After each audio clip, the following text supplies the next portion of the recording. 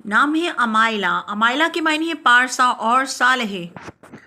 नाम है कौशिया। कौशिया का मतलब है चमकते सितारे।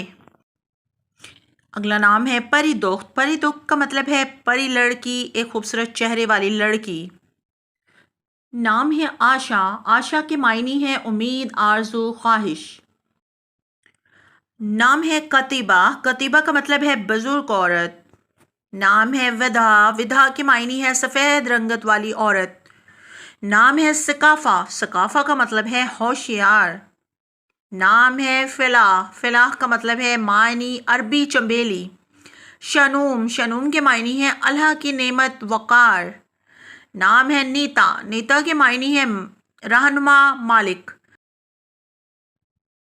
नाम है अलीमा। अलीमा के मायने है औरत की काबिलियत। नाम है बिस्मिल्लाह। बिस्मिल्लाह के मायने है अल्लाह के नाम से आगाज़। अनीसा। अनीसा के मायने है साथी। नाम है एरा। एरा के मायने है मोहतात, देखने वाली।